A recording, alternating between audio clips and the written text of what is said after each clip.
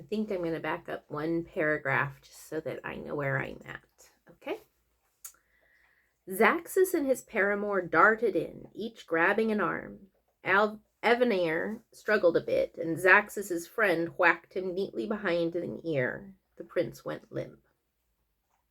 Zaraconar dragged Alicia past Gav as he struggled to his feet. You're lucky your idiocy didn't cause even more damage. Perhaps I'll have to dump some of your memories back into your head. At least the older version of you had a more reliable sense of self-preservation than this one is useless. Now come along, unless you like being a moron. The memories. The thought left him breathless. He had gotten so accustomed to thinking of Gavarax as a separate person that he'd stopped thinking of the memories as part of himself, and more like a story someone else would tell to him. If Zaraconar was serious, if he dumped memories that defined Gavarax back into his head, what would happen to Gav? He wanted very much to throw up and then go lay down. Instead, he staggered after them. The look Valvina threw at him suggested that she was less convinced that Gav was a simple idiot, and more suspicious that his idiocy was a great deal more complicated. But she didn't say anything. Gav was grateful. Being thought guilty of game playing and stupidity seemed like a mistake that would result in a greater lifespan than being suspected of falling in love and turning his coat. Although, even if his body survived the next hour, he no longer had any assurance that his mind would. In the workshop, Zaraconar took a moment to bind Alicia's hands.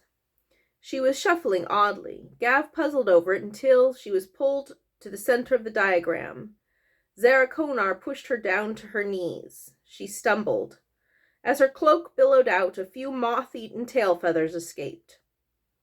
For just a second, he burned with jealousy for Fiari, crouched between the princess's fair thighs, and then he remembered that Fiari was a chicken, and he felt better.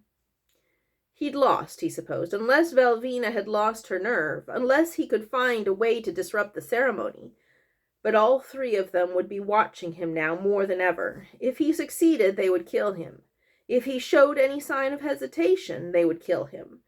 Even if he played his part perfectly at this point, they might kill him. Valvina had to be thinking the same thing. Reluctantly, he took his place at the outer edge of the silver summoning circle.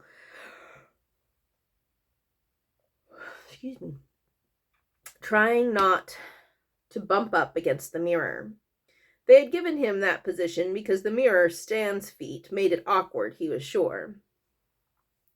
He held the silver coffer that Zaraconar had handed him, wondering how he could spoil the component inside. Could he drop it? Let it out early? Yell really loud? Zaxus's silent attendant and one of Valvina's boy toys found spaces along the wall, leaving Evanir slumped on the floor. Throck made a motion to stay, but Zaraconar glared at him. Gav shooed him and Orla out, hoping that they would take the opportunity to flee.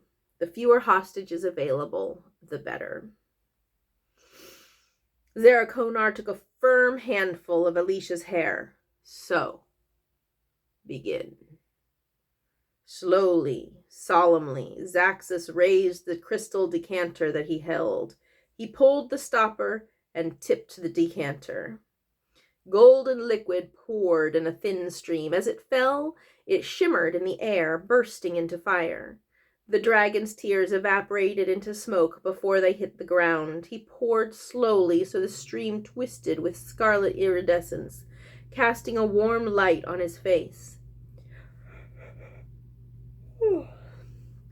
The last drop clung to the lip of the decanter and then disappeared in a puff of smoke. Gav held his breath. If Valvina was going to make her move, now was the time. She held forth a silver ewer. As soon as she pulled the stopper, tarnish crept from the lip across the surface of the vessel, marring it. She tilted it abruptly, dumping its contents.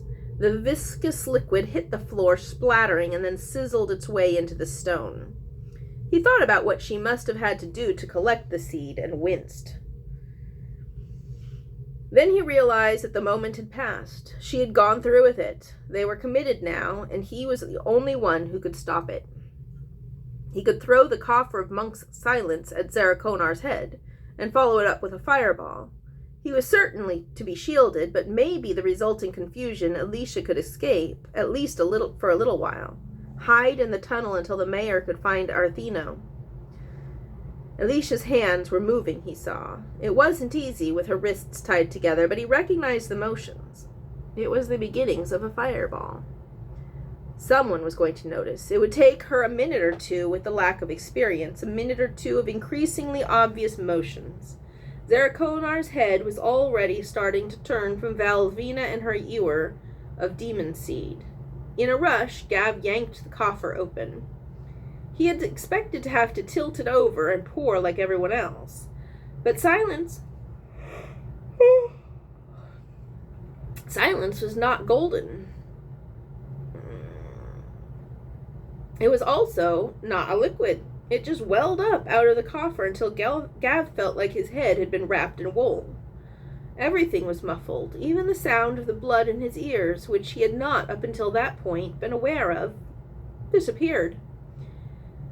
Zarakonar's mouth was moving. Too late, Gav realized the other wizard was chanting. His chance had passed. He started to crook his arm to throw the casket anyway. The first silver ring inset into Gav's floor flared. Zarakonar smiled. It was not a nice smile. Sound was starting to return to Gav's ears. There was a humming sound, a shimmer between him and the other wizards. Like the air on a hot day. It was coming up from the silver summoning ring, he realized. They were near the end of the pages that he'd copied. It was time to reach across the ring and seal the binding. Zaxus was mouthing words as Zarakonar finished his chant. 4, 3, 2, 1, Zaxus said. All three of the outer wizards started to thrust one hand into the circle. At the last second, Gav pulled back. Across the circle from him, to his surprise, Valvina did the same. Zaxus shoved his hand through and screamed. The older wizard fell to his knees, staring at the smoking stump where his hand used to be. The energy field that rose from the circle had vaporized it on contact. He whimpered a little. Gav was whimpering too, he realized. Valvina's eyes were wide, and she was backing away from the circle. Cowards! Zarakonar roared. Finish what you started. This was not part of the bargain, Valvina said, shaking her head and continuing to back up. Her eyes were locked on Zaxus's stump. What is a temporary sacrifice in exchange for ultimate power? Zarakonar said, changing tactics. We have come this far. When we have harnessed the power of great Terathax, we'll make you new hands. I can't help but notice that you picked the position that doesn't involve losing a hand, Valvina said, her eyes narrowing. Care to trade?